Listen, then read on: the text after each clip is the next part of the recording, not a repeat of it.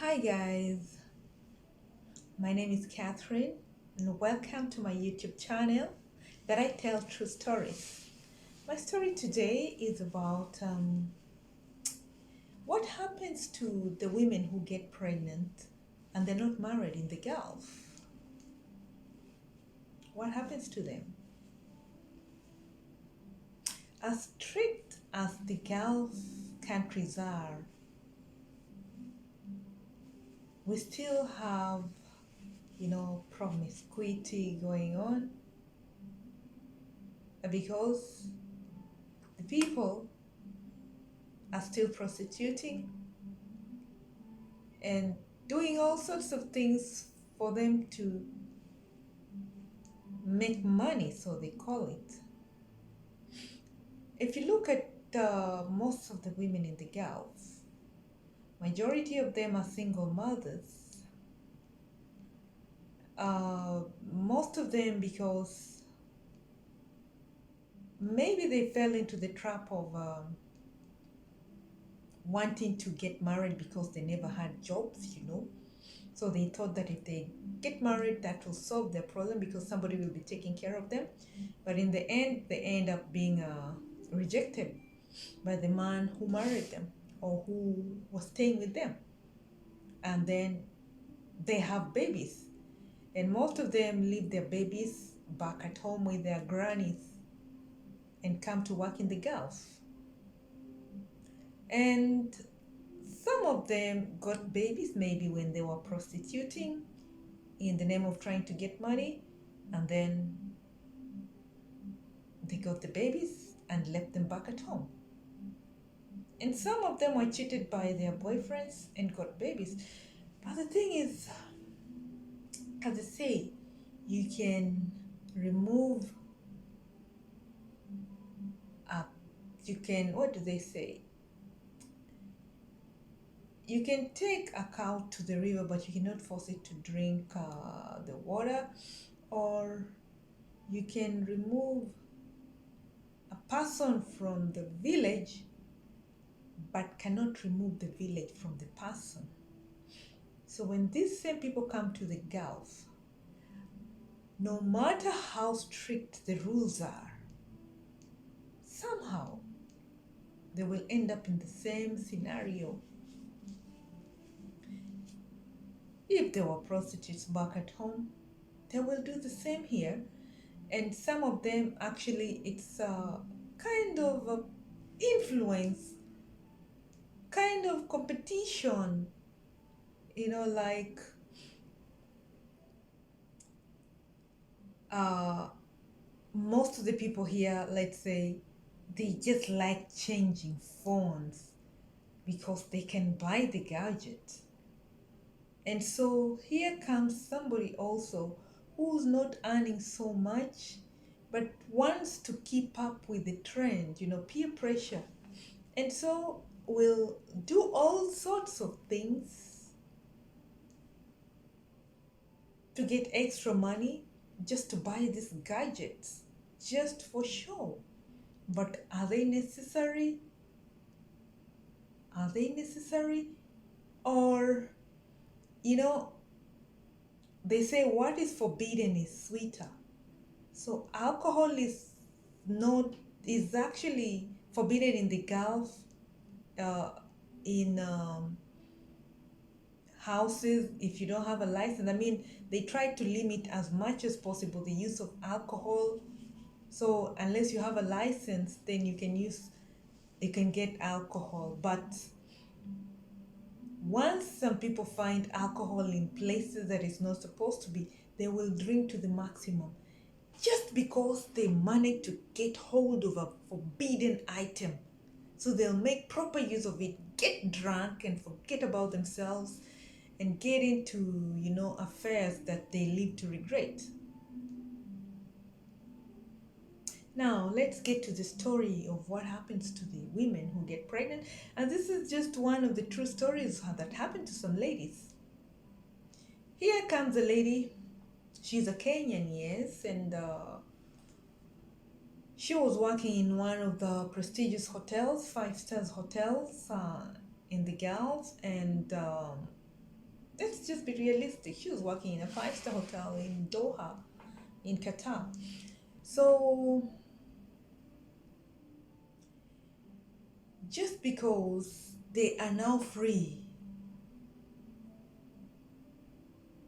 they could mingle with men because it's forbidden in the Gulf for her holding, meeting, holding parties with the opposite sex, So she was involved in this, excited because there is an opportunity to get involved with the opposite sex and it's forbidden. So it's fun, getting drunk, things like that, and doing all sorts of crazy things, engaging in sexual affairs, things like that with different people. And she got pregnant, of course. What do you expect? She had forgotten about the rules in the Gulf. So she didn't know what to do. She was the breadwinner of the family back at home, where she had already left one of the kids with the grandparents of the kid. Of course, her parents are the grandparents, and here she was pregnant. So she thought that she can keep it like any other country and give birth and continue working, or she can get rid of it, not knowing that in the Gulf there is no way you can do this. It could be backdoor and it's dangerous. It could be done by some nurses, maybe in hidden areas. That is dangerous, of course. And who knows, maybe they'll sneak on you. And you cannot go for your maternity checkups unless you have a marriage certificate, which she did not. And furthermore, she did not even know that. She did not know the father of the kid because she was promiscuous. So she used to visit her friends and they noticed, hey, her tummy is growing. But she will tell them that she's suffering from fibroids. Fibroids also, if they get very huge, they make somebody look pregnant. So she used to tell them she has fibroids. But these fibroids were growing very fast. Every month they increase. So they will advise her to go to the doctors and maybe have them removed. But inside, she knew very well that she's pregnant. And there was no way she was going to adopt her. She was confused. What was she going to do anyway? At one point or another, it was going to get big. Back at home, they knew she had come to work and then she didn't know how to go back home. She didn't have the ticket. She didn't want to be fired on the other hand, just a confusion. So what happened? Complications arose. She had complications because, she thought that she can survive pregnancy without going to the clinics or something like that. She was forced to go to the clinic. A guy dropped her there and took off because he didn't want to be involved. It was a workmate who dropped her and took off because he didn't want to be involved. Although she had begged him to say that he is the husband.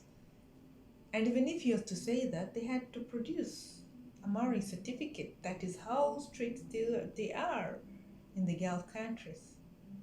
You just don't go and say, this is my wife, she's pregnant. You have to produce your documents, your IDs, and some connection, things like that. And alternatively, they're going to know that you're cheating. The complications forced her to go to hospital. And when you reach a level that you say, no, I'm going to die. Okay, let me die then. Not let me die, I need hospital, something like that. You're sick. There's something wrong. She had to go to hospital, and that is when they that is when now she was caught. She went to a public hospital, that's even worse. the government hospital because it's cheaper. And this is the government that you are disobeying. You are disrespecting this government. And they treated her very nicely, things like that. Released her. She got okay a few days later. And then, a few days later, while she was at work, she saw some cops, some female cops looking for her.